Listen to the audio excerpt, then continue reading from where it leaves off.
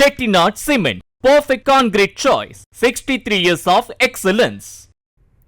திருவாரூர் மாவட்டம் நன்னிலம் அருகே யமதர்மராஜனுக்கு தனி சந்நிதி உள்ள வாஞ்சநாத சுவாமி கோவில் தேரோட்ட விழாவில் ஏராளமான பக்தர்கள் கலந்து கொண்டு தேரை வடம் பிடித்து இழுத்தனர். இதுகுறித்த விவரங்களோடு இணைகிறார் நம்முடைய செய்தியாளர் நேசராஜன் விவரங்களை வழங்கலாம். திருவாரூர் மாவட்டம் நன்னிலம் அருகே உள்ள ஸ்ரீவாஞ்சியத்தில் பிரசித்தி பெற்ற மங்களாம்பிகை சமேத வாஞ்சிநாத திருக்கோயில் உள்ளது.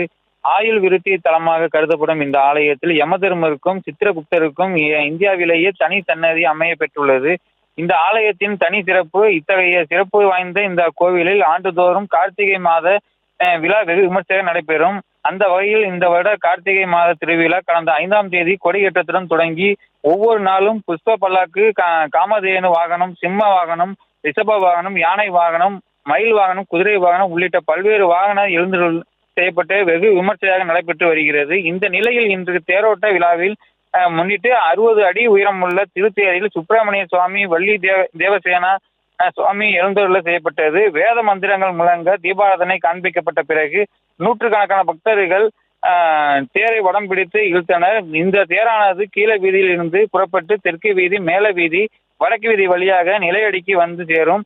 மேலும் இந்த தேரோட்ட விழாவை காண்பதற்காக ஸ்ரீவாஞ்சியம் கிராம மக்கள் மட்டுமல்லாது பல்வேறு ஊர்களில் இருந்து ஏராளமான பக்தர்கள் வருகை புரிந்து தேரை வடம் பிடித்து இழுத்தனர்.